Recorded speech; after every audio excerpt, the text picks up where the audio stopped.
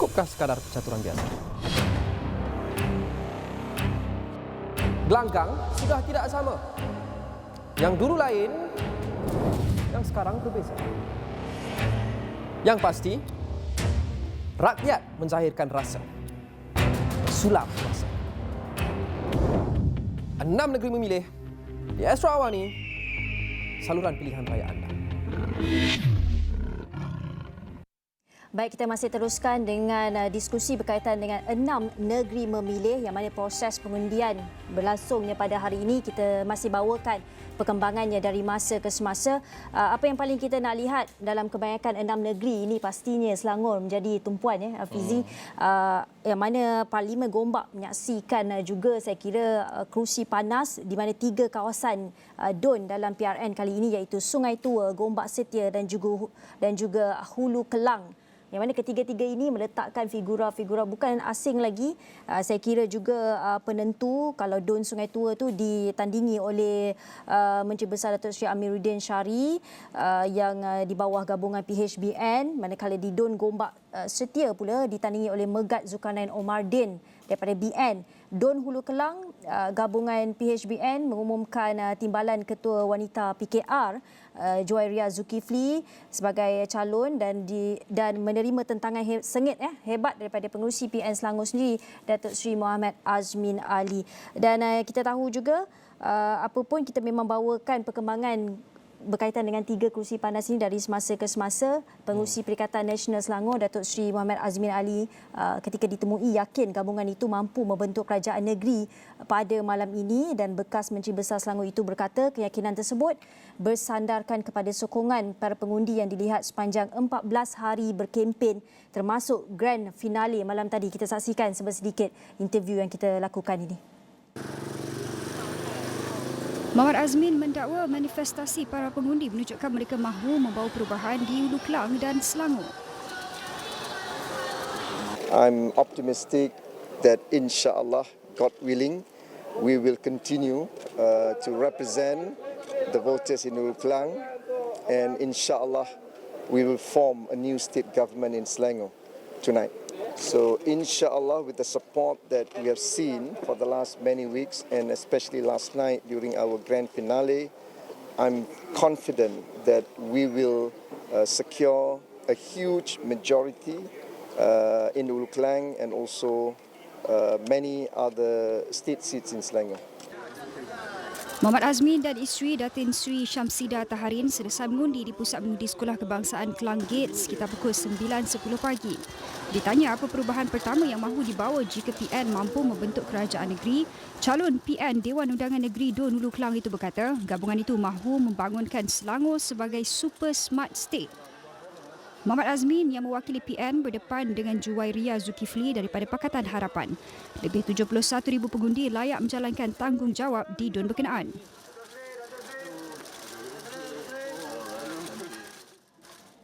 Baik, menarik untuk kita tengok keyakinan disuarakan oleh Datuk Seri Azmin Ali berkaitan dengan pembentukan kerajaan negeri Selangor.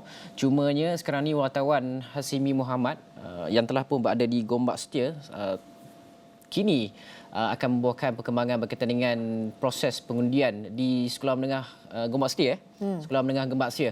Hasimi, kalau boleh Hasimi ceritakan berkaitan dengan suasana di sana, perjalanan proses pengundian, cuacanya, siapa lawan siapa dekat situ, orang ramai nak tahu, dan kita juga faham bahawa satu daripada kawasan DUN itu adalah kesemuanya, 3 kerusi di situ tu, Parlimen Gombak ni memang panas, Hasimi. Baik, Fizi dan Gigi di studio. Betul, kalau ikutkan ini antara kerusi tumpuan kita untuk PRN Selangor. Kalau tadi saya berada di SK Kelang Gate di bawah DUN Hulu Kelang untuk kita melihat pada suasana proses mengundi di sana yang juga turut dihadiri calon Perikatan Nasional Datuk Seri Muhammad Azmin Ali. Kini saya berada di SMK Gombak Setia, salah satu pusat mengundi di bawah Don Gombak Setia, di mana Hafizi dan Gigi katakan ini juga antara tumpuan kita akan menyaksikan saingan 3 penjuru di Don ini, yang mana antaranya Pakatan Harapan, Perikatan Nasional dan juga seorang calon bebas. Kalau ikutkan Pakatan Harapan nak meletakkan Datuk Megak Zulkarnain Omardin yang juga pengurusi Badan Perhubungan UMNO Negeri Selangor untuk merampas kerusi ini daripada penyandangnya Muhammad Ilman Idham, dan juga tidak ketinggalan untuk berikan saingan di sini calon bebas Muhammad Salim Muhammad Ali. Pasti menarik untuk kita lihat senario di sini kerana PHBN berikan satu tanggungjawab yang cukup besar kepada Datuk Megak Zulkarnain Omardin untuk merampas kembali kerusi di Don Gombak Setia ini, yang mana kerusi ini pada PRU 14 dimenangi oleh Muhammad Hilman dengan majoriti 12,000 undi atas tiket PKR ataupun Pakatan Harapan ketika itu. Namun langkah lain telah dilakukan oleh Muhammad Hilman ini untuk beralih ke Perikatan Nasional, dan ini matlamat telah pun diperjuangkan oleh PHBN dengan meletakkan calon mereka untuk merampas kembali kerusi ini, seperti mana juga senario berlaku di Don Hulu Kelang itu. Juwaria juga memainkan peranan yang cukup besar untuk menghentikan langkah Datuk Seri Muhammad Azmi Ali di Don berkenaan. Tetapi tawaran dan juga manifesto telah diberikan oleh calon-calon termasuk juga di Don ini. Tetapi persoalan yang kini yang kita mahu tahu adalah peratusan keluar mengundi itu bagaimana. Kita melihat pada suasana di sini, saya sampai sekitar dalam 1.30 tengah hari, saya tanya petugas SPR yang berada di sini, ada pengundi tidaklah terlalu crowded dan sebagainya, tapi sentiasa ada hadir dan terus hadir ke pusat pengundi ini, terutamanya selepas waktu tengah hari ini makin bertambah melihat kehadiran pengundi-pengundi. Kalau ikutkan di Don Sungai Gombak Setia ini 88,000 pengundi yang layak, maka kita melihat kepada kehadiran mereka semakin bertambah. Kalau setakat jam 12 tengah hari tadi, SPR maklumkan peratusan keluar mengundi untuk Selangor ini 36%. Jadi kita mengharapkan lebih kurang berbaki 4 jam saja lagi untuk pusat mengundi ini sebelum ditutup. Kita harapkan tempoh-tempoh baki ini digunakan sebaik mungkin untuk pengundi-pengundi, tidak kira di Don mana, 56 Don di Selangor ini, untuk keluar mengundi menjalankan tanggungjawab jika mahu memberikan mandat kepada wakil rakyat yang diingini oleh mereka, termasuk juga senario di Don Gombak Setia ini. Begitu juga kita mahukan tengok pengundi juga masih lagi ada. Tak adalah saya boleh katakan bertali arus, tapi sentiasa ada. Kalau boleh rakan tugas tunjukkan dengan situasi kat sini, tidak terlalu panas dan tidak terlalu mendung, tetapi masa yang sesuai untuk mereka gunakan berbaki lebih kurang dalam 4 jam tak sampai lagi untuk mereka menunaikan tanggungjawab di Don Gombak Setia ini. Saya kira itu dulu perkongsian dapat kita laporkan setakat ini, Hafizi dan Gigi. Masih ramai lagi yang keluar masuk. Terima kasih Hashimi Mohamad. Kita akan pastikan anda juga bawakan dari perkembangannya dari masa ke semasa berkaitan dengan Don Gombak, Parlimen Gombak di sana melibatkan 3 Don yang menjadi tumpuan. Baik, untuk peratus keluar mengundi yang terbaru, ini tweet terbaru daripada Suruhanjaya Pilihan Raya Malaysia yang mana Kedah menunjukkan 49%, ini bacaan sehingga jam 1 tengah hari.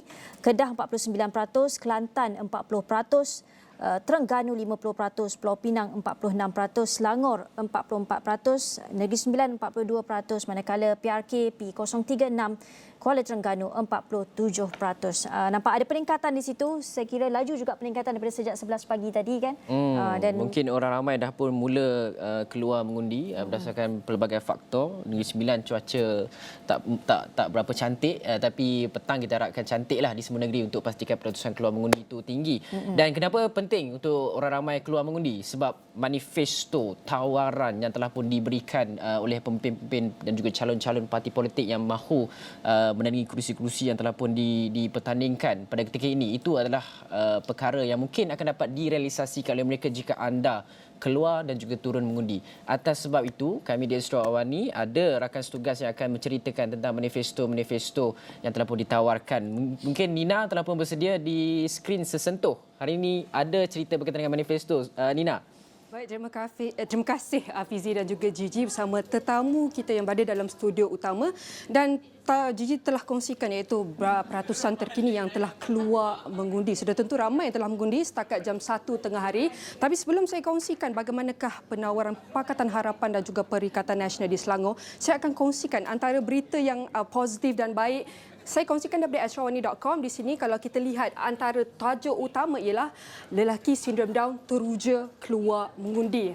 Kita tengok bukan sahaja atuk, nenek, ayah, abang kita keluar mengundi, tetapi orang kurang upaya pun keluar mengundi menjalankan tanggungjawab mereka sebagai rakyat dalam proses demokratik. Dan kalau kita lihat gambar ini merupakan saudara Lim Wei Hong berumur 33 tahun telah keluar mengundi di Sekolah Menengah Jenis Kebangsaan Yok Kuan di sini pada 9 pagi bersama dua adik perempuannya, dan kita dapat lihat pelbagai individu telah menjalankan tanggungjawab mereka. Dan kini saya nak kongsi sambung bagaimanakah tawaran yang kita dapat saksikan untuk setiap negeri-negeri ini. Kenapa penting untuk kita melihat setiap tawaran, janji ataupun manifesto ini? Kerana kita tahu mungkin ada yang bercakap kenapa perlu tengok angka-angka digit siapa keluar mengundi, perempuan atau lelaki?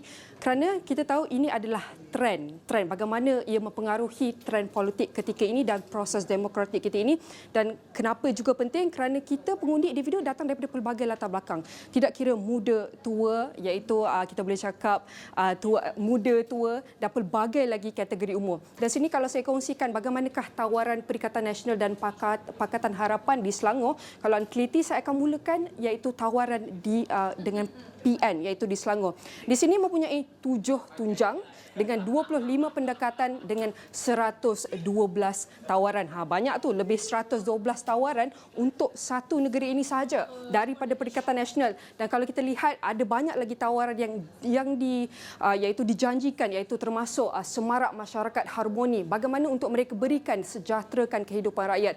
Mereka juga telah menjanjikan iaitu untuk junjung prinsip tabir dan politik yang bersih keluar daripada drama. Yang keempat, mereka janji untuk membina ekonomi masa yang utuh untuk masa hadapan. Dan kalau kita lihat, iaitu antara tawaran Perikatan Nasional adalah untuk memberi keutamaan kepada golongan wanita dalam ekonomi negeri. Dan kalau kita lihat, iaitu tawaran yang keenam adalah model insan gemilang, manakala tawaran terakhir adalah alam lestari dan infrastruktur bestari. Ini adalah, kita boleh cakap, 7 tawaran yang dijanjikan di manifesto Perikatan Nasional di Selangor. Okey, mari kita beralih untuk Pakatan Harapan di Selangor.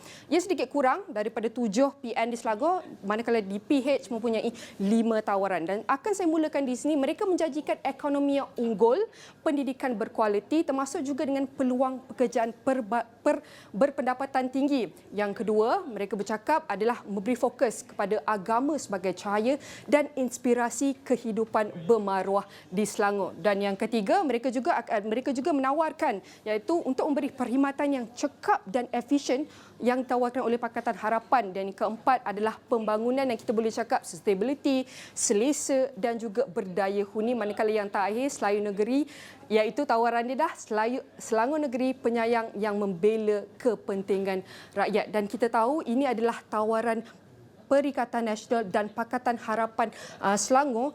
Ini adalah banyak tawaran. Persoalannya bagaimana untuk kita lihat, untuk kita menilai, kita mengenal pasti keupayaan setiap calon dan parti ini memenuhi tawaran mereka, manifesto mereka, janji mereka. Kerana kita tahu apabila kita tidak membetul atau memperbaiki isu cabaran pada masa silam, maka ia akan memberi kesan terhadap present kita.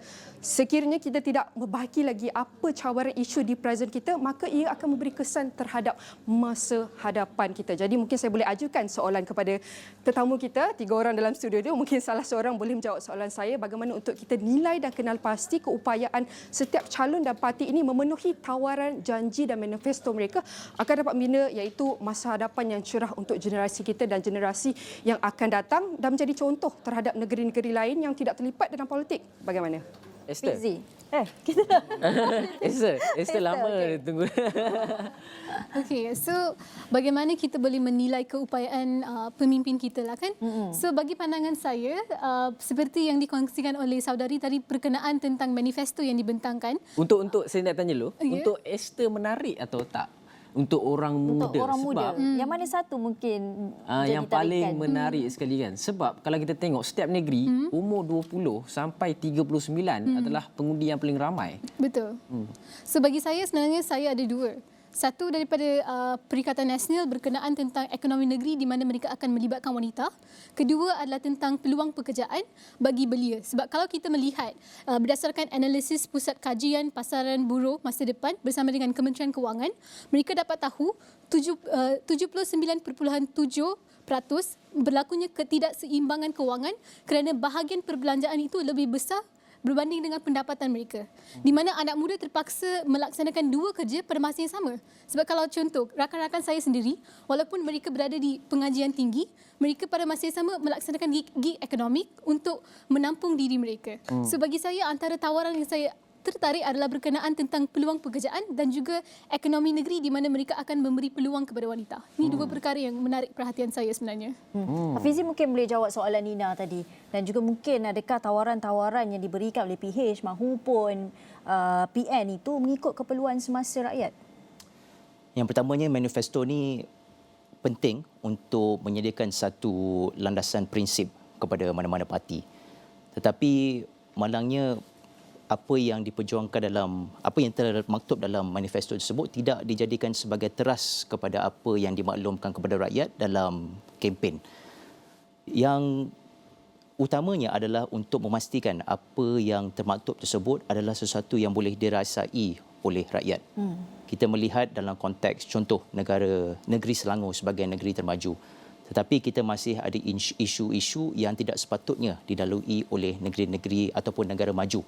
Dan ini merupakan sesuatu yang dapat dilihat secara terus oleh rakyat dan bukan sahaja menerusi apa yang tertulis dalam satu dokumen. Contohnya berkenaan dengan isu pengurusan sampah, keselamatan awam, masalah tempatan seperti jalan raya, dan di Kelantan contohnya isu air. Jadi perkara-perkara tersebut perlu dijadikan sebagai satu teras utama untuk kerajaan negeri selesaikan, terutamanya dalam dinamika yang mana Pakatan Harapan dan Perikatan Nasional telah pun mempunyai tampuk pemberitaan kerajaan di negeri-negeri yang mereka mentadbir. Yang kedua adalah berkenaan dengan apa yang disebutkan Esther, iaitu aspirasi masyarakat negeri, penduduk negeri untuk mereka mendapat kehidupan yang lebih baik.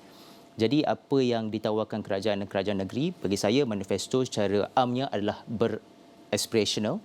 Jadi kebanyakan yang disebut adalah perkara yang positif, tetapi sejauh mana pelaksanaannya dapat dibuat adalah sesuatu yang banyak dipersoalkan oleh rakyat.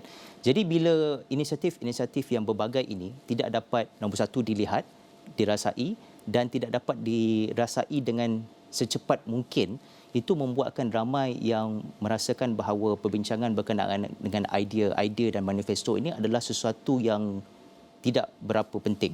Jadi kembali kepada isu-isu retorikal yang mana kembali semula kepada isu-isu yang panas. Dan itu lebih menarik untuk pengundi mendengar malangnya. Adakah langkah Menteri Besar Selangor Datuk Seri Amiruddin Syari yang menyatakan kalau menang Kerajaan Negeri Selangor 100 hari kita akan laksanakan 5 perkara yang telah pun tu. Adakah itu langkah yang betul sepatutnya dilakukan oleh sesiapa saja yang menang? Sepatutnya tidak perlu ada sesuatu jangka masa. Yang paling penting adalah bagaimana perkara tersebut boleh dilaksanakan. Tidak kiralah dalam masa 100 hari ke 3 bulan ke. Yang paling penting rakyat mahu melihat bahawa apa yang dijanjikan itu dapat dilaksanakan. Lebih-lebih lagi dalam konteks yang mana Kerajaan Pakatan Harapan telah pun memegang kuasa selama 3 term.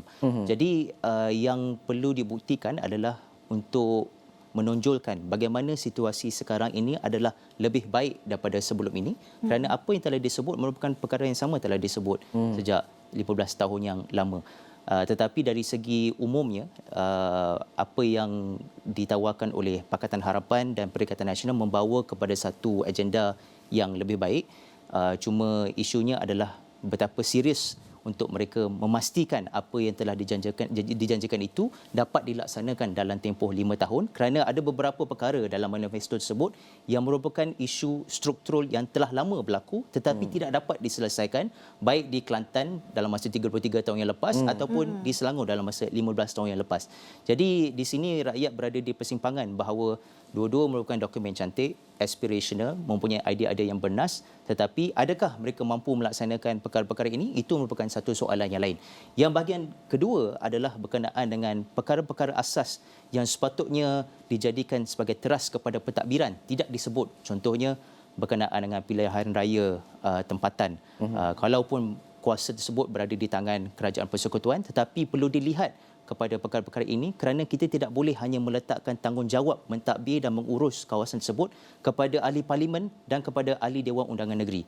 Kita dapat melihat bahawa ahli-ahli majlis masih dilantik menerusi paksi politik. Jadi itu merupakan perkara yang tidak sepatutnya berlaku dalam konteks yang mana kita mahu mencapai ke arah sebuah negara yang maju. Dan berikutan daripada perkara tersebut, itu menimbulkan perkara-perkara yang lain yang di mana kita mempunyai banyak masalah di negeri yang tidak dapat diselesaikan kerana ada satu bottleneck yang mana rakyat mahu membuat aduan tetapi tidak tahu mahu pergi ke mana, kerana bila pergi ke ahli majlis dikatakan sebagai tidak berapa efektif. Pergi kepada ahli politik pun tidak mempunyai satu mandat yang mencukupi untuk mereka menyelesaikan masalah jalan berlubang. Contohnya. As simple as that. As simple as that. Jadi perkara-perkara asas sebegitu dalam pentadbiran perlu dilihatkan dengan lebih khusus daripada satu terma yang dikatakan sebagai smart government dan sebagainya. Kerana itu merupakan perkara yang lebih penting daripada apa yang ditermakan sebagai satu pentadbiran digital dan moden lah. Ya. Saya agak setuju jugalah dengan apa yang Hafizi katakan. Doktor mungkin boleh ulas daripada segi struktur dan juga kadang-kadang perkara-perkara asas yang rakyat mahu membuat aduan, kadang-kadang ia mengambil masa yang cukup lama. Birokrasi itu Astaghfirullahalazim. Kan? Jadi mungkin Dr. Nazri, apa sebenarnya yang mungkin kita nak bergerak ke depan? Kalau kita sekadar memain retorik politik dan sebagainya, ia tidak akan ke mana. Jadi pada ketika ini kita mahu melihat bahawa setelah kita melalui satu tempoh pertukaran Perdana Menteri selama beberapa kali dalam tempoh satu penggal, ia membuka mata dan juga hati kepada rakyat semua bahawa politik ini jika kita tidak ke depan, sukarlah untuk kita bergerak kepada status negara maju, kita nak capai status negara berpendapatan tinggi dan sebagainya. Mungkin Dr. Nazri, apa yang perlu dilihat selepas PRN ini? Orang tak nak cerita pasal politik dah ni. Orang nak cerita apa ke depan ni, apa untuk rakyat. Rakyat nak bawa makanan letak atas meja untuk keluarga dan sebagainya. Ya, tentu sekali bila kita bersaing kan, kita mengamalkan sistem demokrasi berperwakilan kan.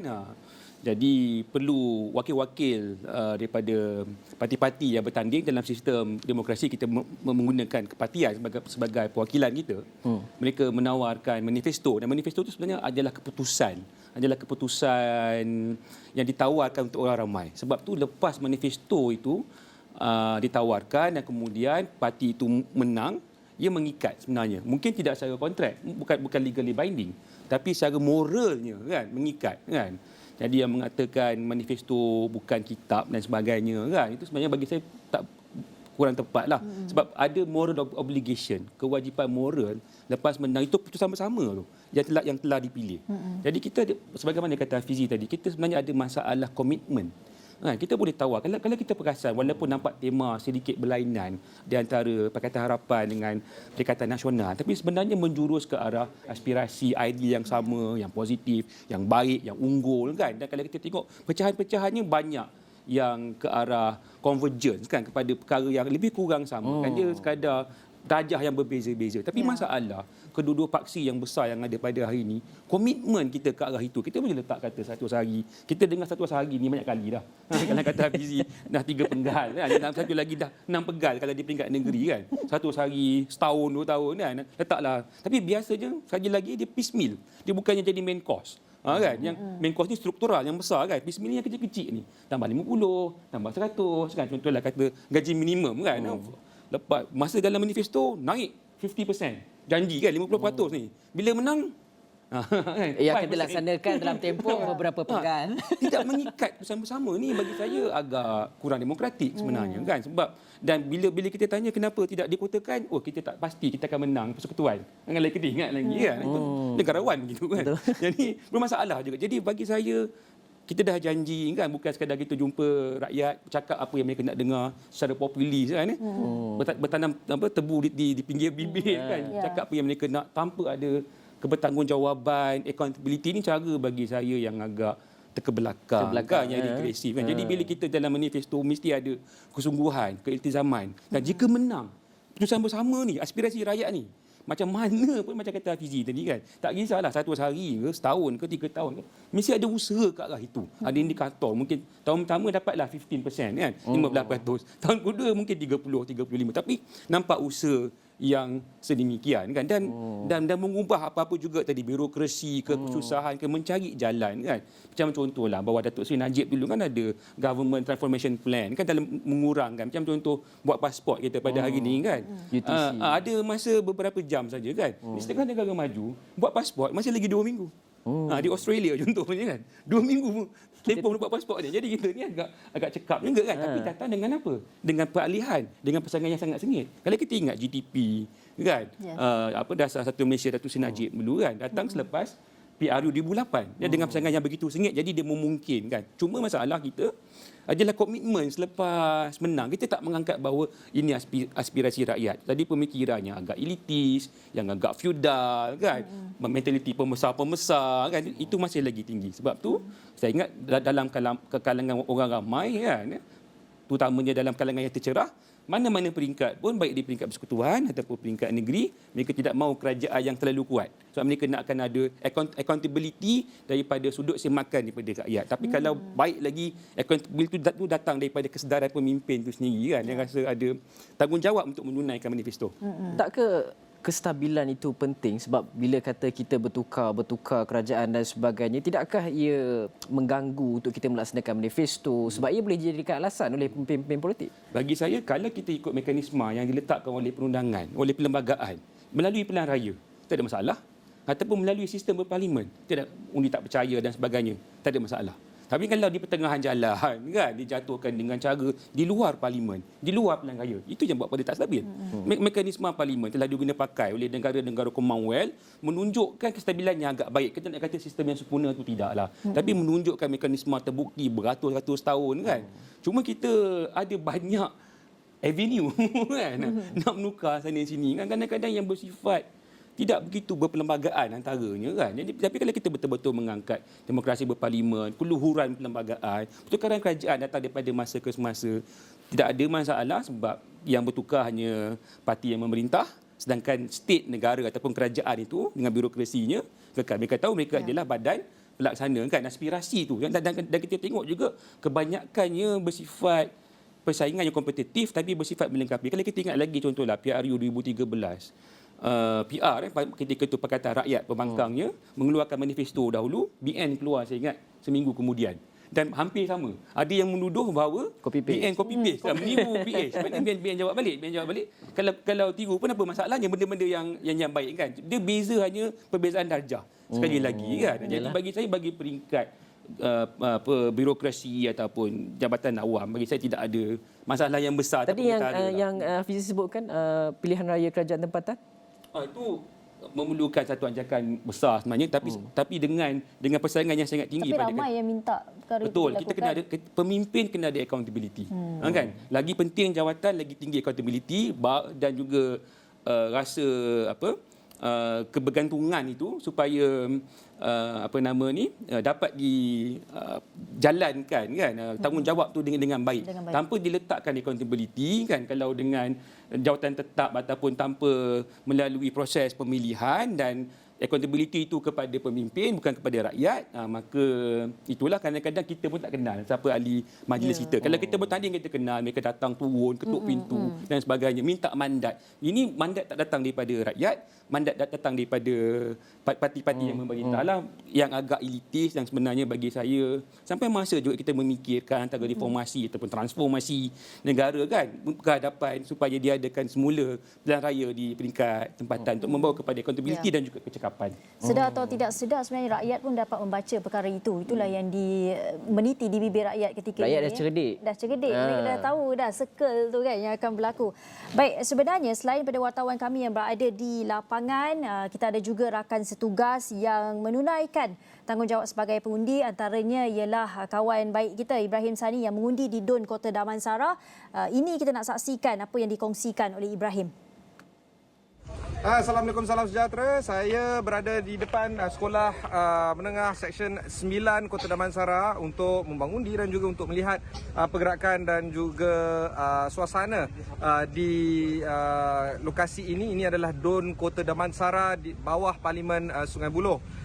Rata-rata keadaan lengang dan juga kalau kita boleh pan out dekat sini, keadaan lengang, sudah pun jam menunjukkan jam pukul 2 dan bila saya tanyakan kepada petugas SPR sebentar tadi, mereka menyatakan bahawa turnout agak rendah.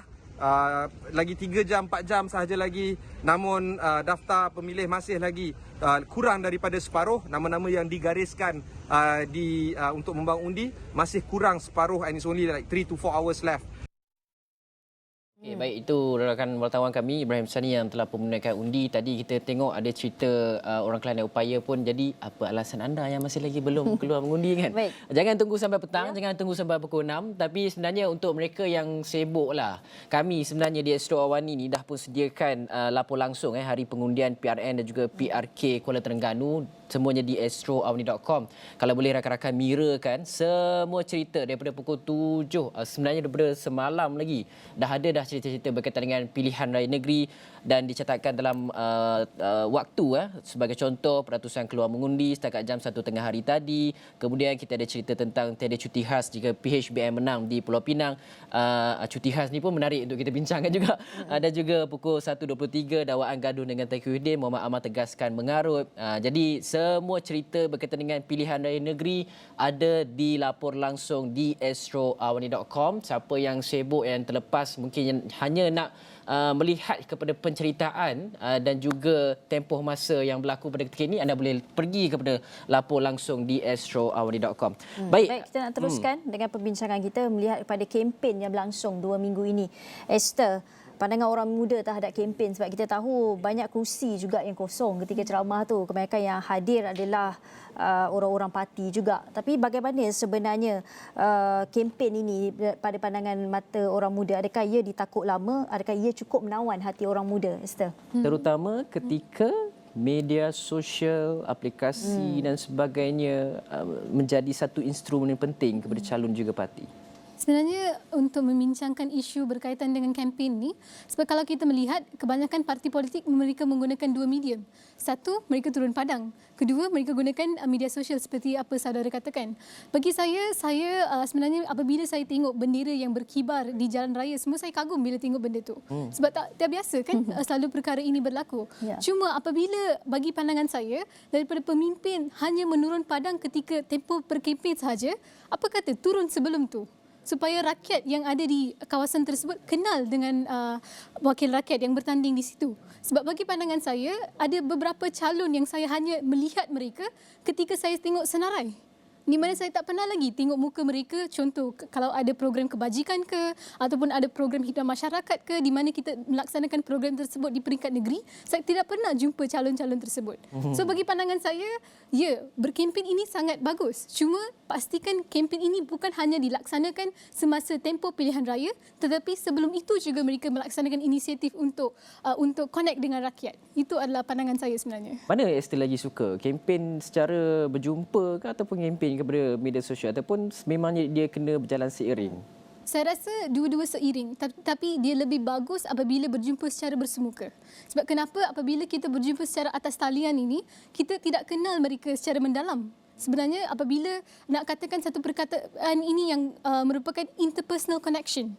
Sebab apabila kita berjumpa dengan orang secara bersemuka, that interpersonal connection will be formed compared to online platform. So itu pandangan saya. Dan Hafizi, adakah selepas beberapa pilihan raya dengan kedatangan media sosial dan sebagainya, adakah PRN 2023 ni kita tengok semua parti, semua calon dah sememangnya menyerap instrumen penggunaan media sosial tu secara luas dan sebagainya? Saya tak boleh nak katakan semua, tetapi majoriti.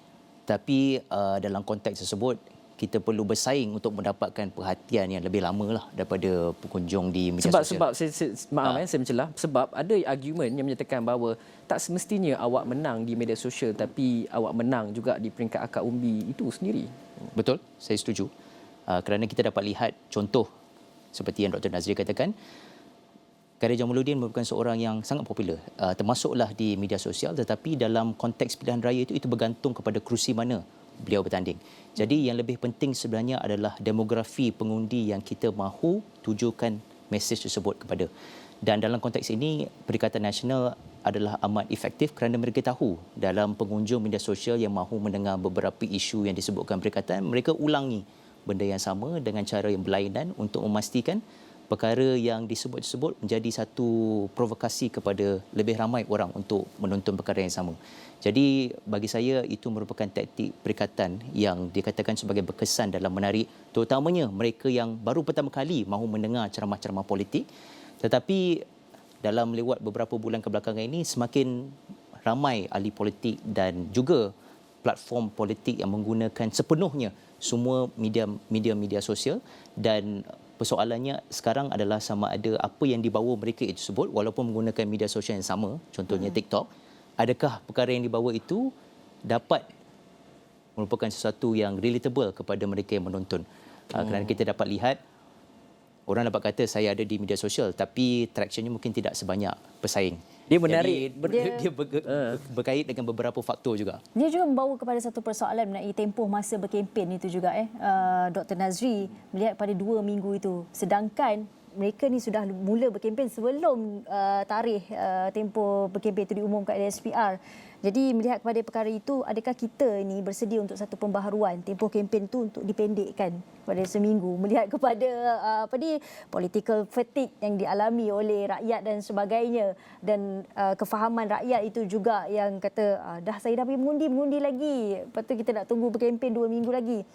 Sedangkan kempen ni macam yang masa awal Hafizi cakap lah, tanpa sedar ia berlangsung tak putus-putus kan. Adakah tempoh itu perlu dipendekkan juga? Sebenarnya sebaliknya, kalau dalam aspek demokrasi kan, sebab kalau katalah kawasan Selangor kan, bangi antaranya beratus ribu kan, kalau Parlimen Bangi kan, kalau pecah pada DUN tu boleh kata, kalau kata bahagi 3 bahagi 4 dalam 100,000 jugalah kan, nak tambah tolak di situ. Jadi sebenarnya kalau pendek sangat tu, tempoh masa calon-calon nak pergi bertemu kan, sebagaimana kata Saudari Esther tadi, perlu seiring media sosial dan juga jumpa bersemuka kan, sebab ada perhubungan secara personal kan, lebih baik kan. Jadi sebenarnya perlu lebih panjang kan. Lebih lagi panjang pada 2 minggu. Di peringkat awal dulu pilihan raya kan tahun 55, 59, 63 kan, 64, 69 kan, pilihan raya lama.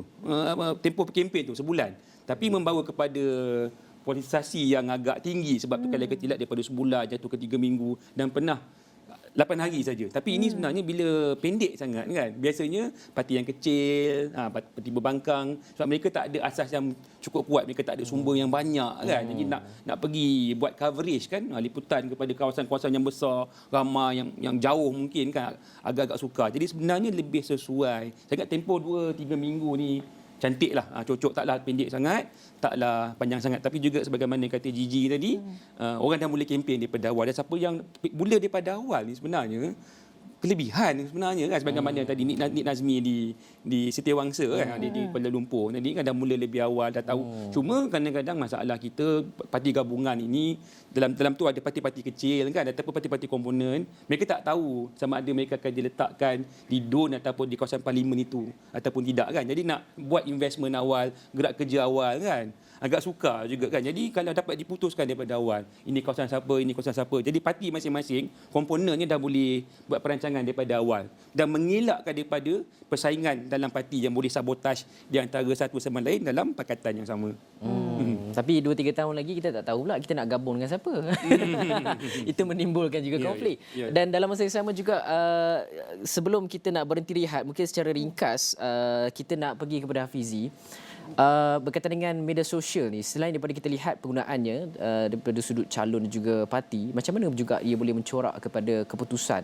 Sebab ada yang berpandangan gelombang hijau yang diterjemahkan disebut-sebut dalam pilihan raya umum yang lepas, ia datang daripada pengundi-pengundi muda yang menggunakan TikTok. Dan TikTok pada ketika itu didominasi oleh Perikatan Nasional. Pakatan Harapan dan juga BN agak ketinggalan sedikit di dalam TikTok. Dan setiap media sosial ni penggunaan pempengaruh, dan setiap media sosial dia ada kekuatan kepada, contoh Facebook banyak kepada PN, Twitter banyak kepada PH, orang-orang BN kuasai, TikTok pun ada yang cakap PN yang kuasai. Jadi macam mana untuk kita tengok dan juga kita baca pengaruh dan juga kesan media sosial terhadap keputusan PRN? Kita sudah dapat lihat beberapa contoh bahawa media sosial ini memainkan peranan yang penting. Bukan saja PN dalam pilihan raya yang lepas, tapi kalau kita ingat seawal penggunaan media sosial tu yang paling pertama yang melakukannya adalah Pakatan Harapan atau Pakatan Rakyat lah ketika itu. Dan itu membawa kepada satu gelombang pemikiran yang membawa kepada kemenangan di peringkat kerajaan negeri oleh Pakatan Rakyat. Dan kemudiannya diteruskan Pakatan Harapan. Cuma baru-baru ini Perikatan Nasional membawakan tersebut kepada satu tahap yang tidak pernah dijangka oleh Pakatan Harapan. Jadi berbalik kepada soalan tersebut, kesannya sudah dapat dilihat dalam 15 tahun kebelakangan ini. Tetapi dengan adanya penggunaan media sosial yang lebih menyeluruh dan kebanyakan daripada pengguna media sosial tersebut adalah anak-anak muda, dan majoriti pengundi sekarang adalah anak muda disebabkan undi 18, impaknya lebih terfokus kepada anak-anak muda. Jadi cabaran kepada parti-parti politik adalah untuk memastikan atau untuk mengenal pasti apakah sebenarnya yang dimahukan oleh anak-anak muda. Kalau kita tengok modus operandi parti-parti politik berbeza antara satu ke lain. Dan semakin banyak daripada konten yang dikeluarkan oleh parti-parti politik dan ahli politik adalah sebenarnya dikeluarkan secara profesional. Ada mereka yang berbayar yang membuat konten tersebut, dan ada yang dibayar untuk memastikan konten tersebut disebarkan secara seluas yang mungkin menerusi pempengaruh seperti yang disebutkan oleh Hafizi. Jadi teknik yang dipakai oleh pengamal media sosial di Malaysia ini adalah semakin sophisticated dan tidak hanya melibatkan pembayaran kepada pempengaruh tetapi juga kepada konsultan PR, juga kepada konsultan media sosial dan juga kepada mereka yang pakar dalam menghasilkan konten supaya konten tersebut dapat menarik perhatian lebih ramai, lebih daripada anak muda tersebut.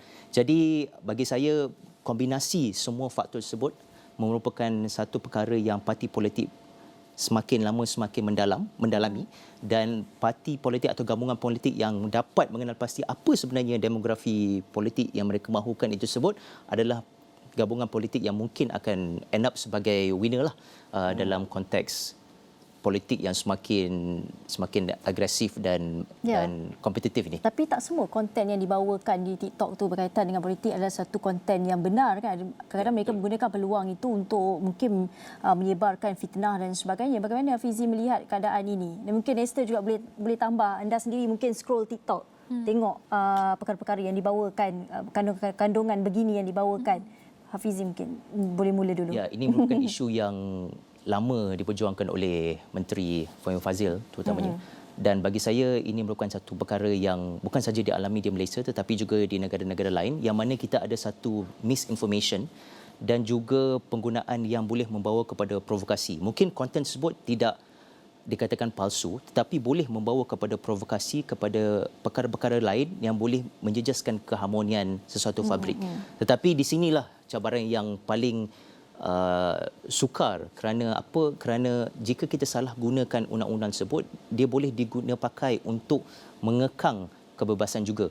Dalam masa yang sama, kebebasan itu tidak boleh jadi terlampau luas sehingga kan boleh digunakan sebagai satu agenda untuk menimbulkan kemarahan daripada pengundi. Jadi di sini saya tidak ada jawapan yang secara terus, tetapi ini merupakan satu perkara yang perlu dihalusi dengan sentiasa dan secara konsisten, bukan saja dari pihak kementerian tetapi juga kepada pemain-pemain seperti TikTok, Meta dan sebagainya, supaya mereka dapat berjumpa di pertengahan dan dapat mengenal pasti apakah isu-isu yang dikatakan sebagai sensitif, dikatakan sebagai berprovokasi dan dikatakan sebagai tidak sesuai dengan konteks masyarakat kita.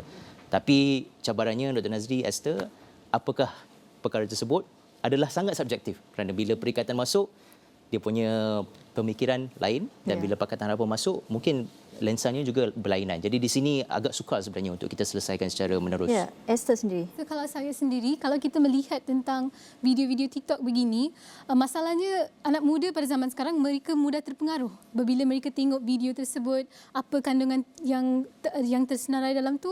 Cuma bagi pandangan saya, anak muda pada masa kini perlu memikir secara kritikal. Di mana they need to have an analytical mindset. Mereka perlu kenal pasti, betul ke apa yang mereka sampaikan ni? Mereka kena buat research sendiri, ya. Perkara ini memang akan ambil masa. Cuma daripada kita mempercayakan tentang isu palsu, it's better for us to be safe by knowing what is the truth. So itu pandangan saya sebenarnya. Okey, baik. Cerita tentang media sosial ni tak habis sebab saya kira ia akan berlanjutan untuk pilihan raya yang seterusnya kerana saya kira dia satu medium yang baik dan juga yang paling murah. Mudah dan murah. Itu yang penting. Kerana nak beli bendera sebagainya itu memerlukan kos dan juga ia adalah satu instrumen yang terbaik terutama kepada calon-calon baru dan juga parti-parti politik yang baru untuk dalam arena politik tanah air negara. Baik, dalam masa yang sama juga kita nak pergi kepada Nina Rosman yang berada di skrin sesentuh untuk menceritakan tentang beberapa perkara antaranya prestasi penyertaan tenaga buruh, juga ada statistik pengangguran dan gaji media upahan tahun lepas untuk setiap negeri. Silakan Nina. Baik, terima kasih Gigi dan juga Afizi. Sudah tentu saya akan kongsikan bagaimanakah prestasi sosio dan ekonomi untuk setiap negeri pada tahun lepas. Ini adalah data yang diterbitkan oleh Jabatan Perakaan Malaysia DOSM untuk kita lihat bagaimanakah prestasi dan kesihatan setiap negeri pada tahun lepas. Okey, saya akan mulakan bagaimana untuk kita lihat indikator-indikator yang menunjukkan kesihatan ekonomi. Banyak sebenarnya petunjuk. Kalau kita lihat di sini lebih pada 5 petunjuk untuk setiap negeri untuk kita lihat bagaimanakah pekerjaan mereka, bagaimanakah tahap pengangguran mereka, bagaimanakah tahap median upahan setiap bulan. Okey, kalau kita lihat lebih daripada 5 petunjuk daripada data ini mungkin saya akan kongsikan untuk kita lihat bagaimanakah prestasi di setiap negeri terutama untuk 6 negeri memilih pada hari ini adalah kita menunjukkan bagaimanakah hasil KDNK di negeri masing-masing. Kedua, untuk kita lihat berapakah jumlah untuk setiap negeri, jumlah penduduk yang kita dapat lihat ketika ini. Yang ketiga, bagaimana untuk kita lihat diorang punya involvement, diorang punya pelibatan, penyertaan dalam tenaga buruh. Dan keempat, kadar pengangguran. Sudah tentu kadar pengangguran kalau kita lihat pada waktu COVID-19, kita lihat kadar pengangguran amat tinggi. Ini tidak lain di mana kita mengalami krisis kesihatan dan juga ditambah dengan krisis ekonomi. Selain itu, kita juga akan melihat indeks harga pengguna untuk tahun ke tahun untuk kita lihat bagaimanakah iaitu sekaligus mendapat prestasi inflasi di setiap negeri. Dan untuk indikator petunjuk pertama, petunjuk yang lain adalah untuk kita lihat bagaimanakah pendapatan isi rumah kasar bulanan penengah. Ini adalah antara indikator penting juga dan untuk kita dapat lihat juga bagaimanakah sumbangan KDNK negeri kepada wilayah tersebut dan bagaimanakah sumbangan wilayah kepada KDNK ataupun hasil negara Malaysia. Okey, kita akan mulakan dengan wilayah tengah di mana kalau kita lihat dalam wilayah tengah terdapat 4 negeri iaitu Selangor, wilayah Persekutuan Kuala Lumpur, Negeri Sembilan dan juga Melaka, tapi kita hanya akan memberi tumpuan kepada 2 negeri yang terlibat dalam PRN pada hari ini iaitu Selangor dan juga Negeri Sembilan. Saya mulakan dengan antara iaitu penyumbang tertinggi KDNK terhadap wilayah tengah adalah Selangor mempunyai KDNK dalam negeri telah mencatatkan 11.9%. Kalau anda teliti di sini hampir mencecah 12% di sini, iaitu amat tinggi kalau kita lihat berbanding tahun 2021 dengan hanya mencatatkan 1 digit kepada 5.3%. Dan berapa orang penduduk di Selangor kita dapat saksikan adalah 7.6%. Kadar pengangguran pun juga adalah berada dalam kadar stable iaitu pada tahun 2022 telah mencatatkan 76 lebih kurang 76 juta, manakala kadar pengangguran di Selangor juga telah turun daripada tahun 2021 ia telah mencatatkan sebanyak 4.3%. Namun pada tahun lepas kadar pengangguran di Selangor agak baik kerana ia telah mencatat kurang daripada 4% kepada 3.6%. Dan kalau kita lihat bagaimanakah kadar median upahan yang kita dapat saksikan adakah lebih kurang 9,000. Ini adalah prestasi yang kita dapat saksikan pada 2022. Ini adalah antara negeri yang agak hangat pada ketika PRN kali ini dan kita beralih pula bagaimanakah negeri di bawah wilayah tengah iaitu Negeri Sembilan mempunyai prestasi dan sumbangan kepada wilayah tengah ini sebanyak 7.1%. Dan namun kita lihat lihat jumlah penduduk di negeri Sembilan berbanding Selangor adalah rendah, iaitu kepada 1.2 juta orang, manakala KDNK Negeri Sembilan juga meningkat daripada tahun 2021. Ia menunjukkan pengukuhan pemulihan di mana 6.4% pada tahun lepas. Manakala kadar pengangguran juga telah turun di Negeri Sembilan daripada 4.2% kepada 3.7%. Ini adalah dua negeri kita dapat saksikan Selangor Negeri Sembilan di bawah wilayah tengah. Okey, bagaimana pula dengan iaitu negeri-negeri lain yang terlibat sama dengan PRU DUN ke-15 ini? Kalau kita teliti untuk kita mulakan dengan Pening. Pening pada hasil negeri mereka pada tahun lepas telah mencatatkan iaitu 2 digit juga sama dengan Selangor, iaitu sebanyak 13.1%. Dan tadi Selangor mempunyai lebih kurang banyak penduduk dia, tapi kalau kita lihat di sini Pulau Pinang hanya mempunyai 1.7 juta orang. Dan kalau kita teliti di sini kadar pengangguran mereka pun juga sudah turun ya. Kalau anda teliti kadar pengangguran di Pening iaitu berada pada 3.6%, tapi pada tahun lepas 2022 kita mencatatkan penurunan iaitu 2.8%. Manakala untuk Kedah pula sama mencatatkan hasil negeri mereka pada tahun lepas agak tinggi ya, 7.2% berbanding tahun 2021, dan ini penduduk di Kedah berjumlah 2.2 juta orang.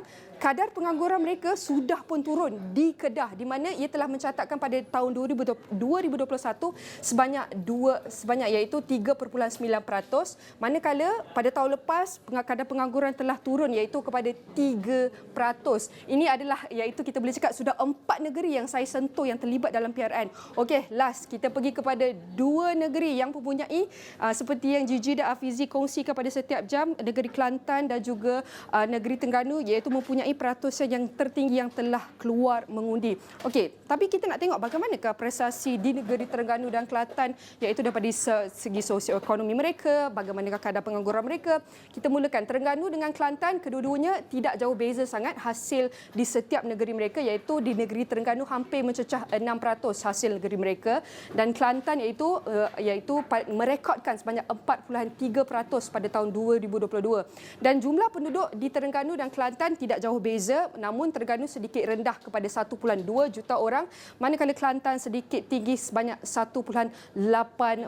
Dan kalau kita teliti kadar pengangguran di kedua-dua negeri pun sudah agak baik, sudah kita dapat lihat iaitu semakin menurun. Kadar pengangguran Terengganu telah mencatatkan 3.6%, penurunan daripada tahun 2021 yang telah mencatatkan 4%. Dan kalau kita lihat bagaimana negeri Terengganu juga iaitu mengalami penurunan ke tahap pengangguran mereka daripada 4.2% kepada 3.7%. Dan ini yang anda dapat saksikan bagaimanakah prestasi sosio dan ekonomi setiap negeri kita pada tahun 2022 lepas, dan sudah tentu untuk kita lihat bagaimana iaitu prestasi sosio dan ekonomi ini mempengaruhi pengundi pada hari ini. Sudah tentu mereka akan lihat adakah prestasi sosio-ekonomi ini akan dikekalkan ataupun semakin baik yang akan diterajui oleh setiap calon dan parti selepas 6 negeri ini ditubuhkan.